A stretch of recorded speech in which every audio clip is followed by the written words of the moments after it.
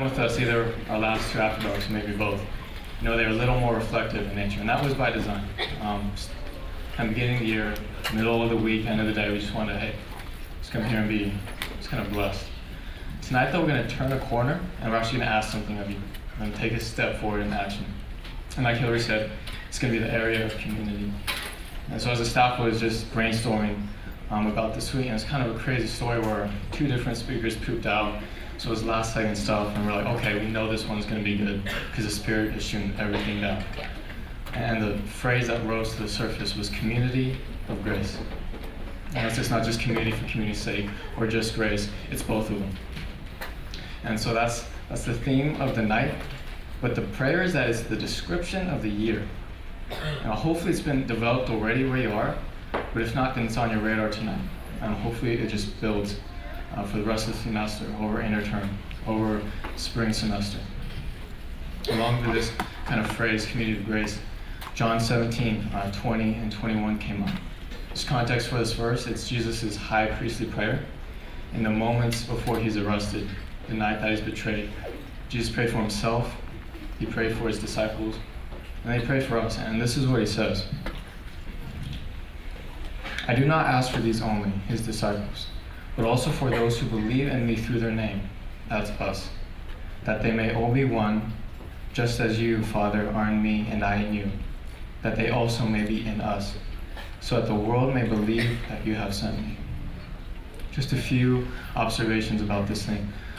First, you see the called community, and it is a high standard. Jesus says, that they may be one, just as you, Father, are in me. He's saying the Trinity right there. Tim Keller, he's an author and pastor out of New York. He describes it as this cosmic dance. The Trinity is dynamic. It's a relationship. It's people to people. It's graceful.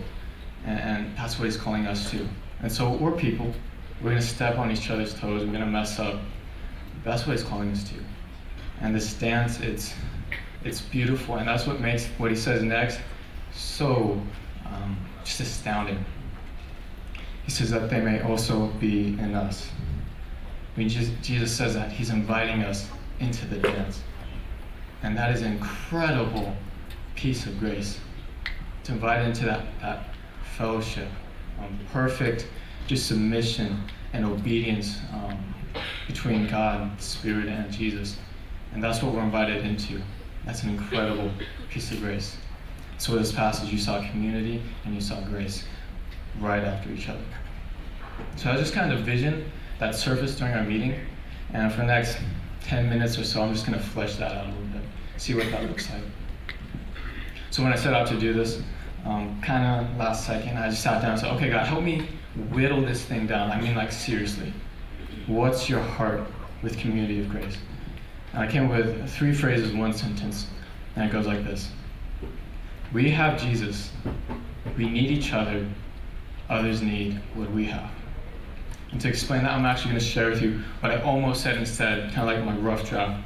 I almost said, we have Jesus, we need each other, and others need us. But that didn't quite work. So I don't want us to leave here pumped up saying, okay, I'm salt, you're light. And so if we just kind of smile at people, they'll feel the touch of Jesus. Get real. I mean, that's not it. It's not us that people need. God may work through us, but it's the gift that we have. It's the grace that people need. I almost said this. I almost said, we have Jesus, we need others, and outsiders need what we have. And by outsiders, I meant non-Christians. But would you believe it or not, but that phrase, outsiders, is too specific. It's not just Christians or non-Christians that need grace, it's us as well. Now, their needs are a little different because it's a matter of salvation, and ours is one of sanctification, but it's the same grace. And so, grace is not some sort of ticket stub that you kind of like leave at the beginning of a Christian life and then boom, take off. It's not where you say, hey, the gospel, I accepted that when I was 7 and I haven't looked back. That's not it at all. John 15, Jesus says that he's the vine and then we're the branches. And within 17 verses, he uses the word abide 11 times. Abide in me, abide in me, abide in me. We need that grace. I need it. You need it. The people that live 50 yards out that door need it. And so that's That's the heart. So let's talk about community for a second. Now for tonight, just kind of a working definition of community is just where you live. All right, so I'm talking dorms, apartments, if you commute from home. And obviously community is way more than that. But the thing is, we're not all athletes or tourist students. We're not all on missions teams or plugged into awesome churches. But we all live somewhere, and I'm sure that all of us live with somebody. So that's community that we can all have in just the back of your mind, okay, when we're talking about this and acting on it. Just think of your floor, your roommates, your apartment mates. I don't know how the dynamic works with apartments and just kind of the different kind of complexes, but just think of that as community. And so why is this important? And I was thinking, I thought, okay, well, I think this is important because community by nature is transformational. We become like the people that we spend time with. And just kind of think through your life and see if this phrase doesn't fit.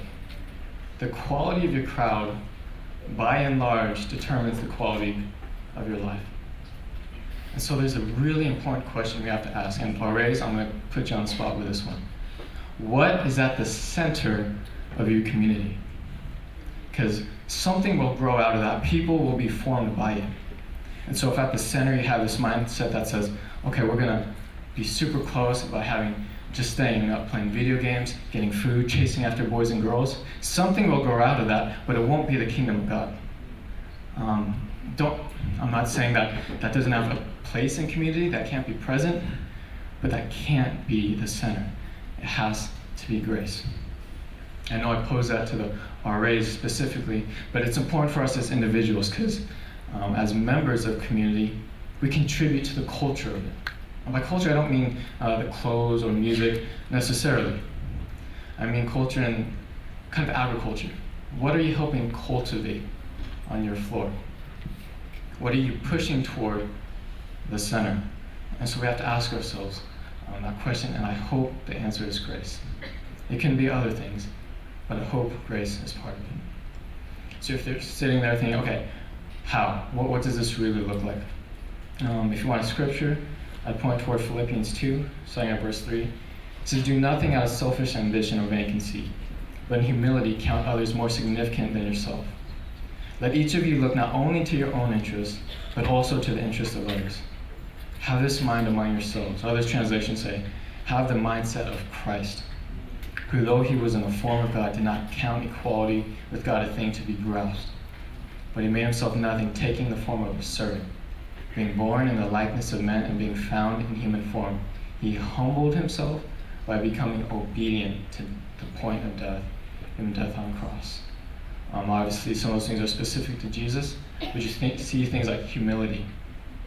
If you want to wreck community, try being prideful. It'll happen in about a week. I see obedience there. Hey, we have something called community standards. Try obeying them.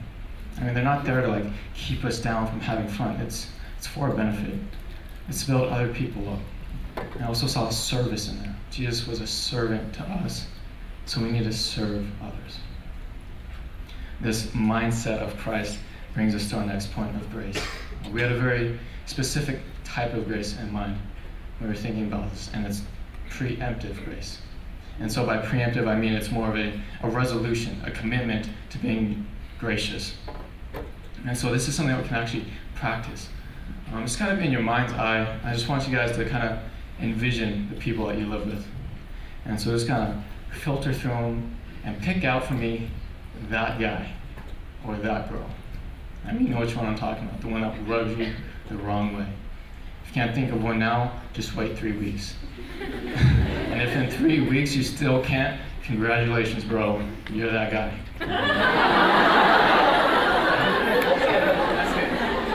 Okay, so we've got this guy. I got this about 5 or 6 myself right now.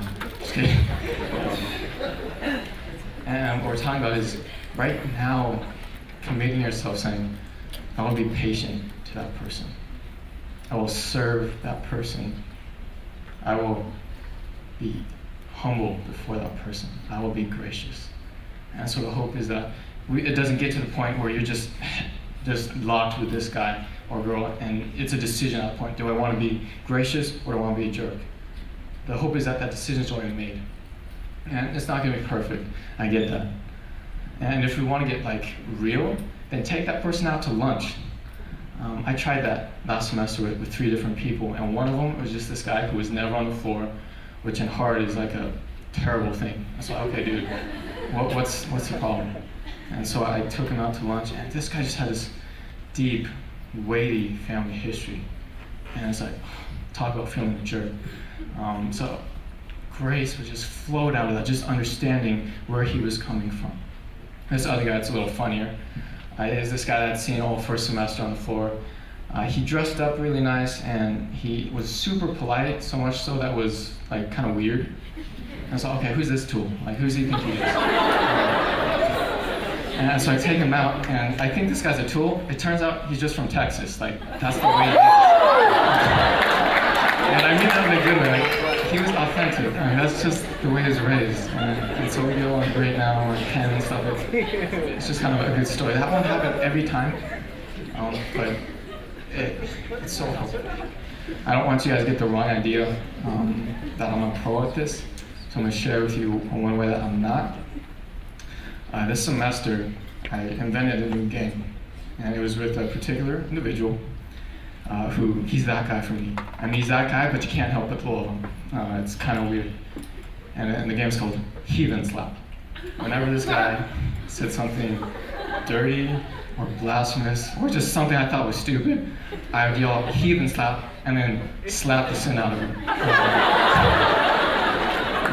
My reasoning may not be too biblical, but that's how I justified it. And is that game fun? Heck yeah. Is it lighthearted? Yeah, it is. Right. We get each other, it's a joke. But that's not graceful. That wasn't a good example. That's not something good to push into the center of the floor. And so Brandon Wetmore, I know you're here tonight. I'm sorry, bro. I need your grace. I'm that guy. And before everyone here, I'm retiring from the game of Heathen Slap, okay?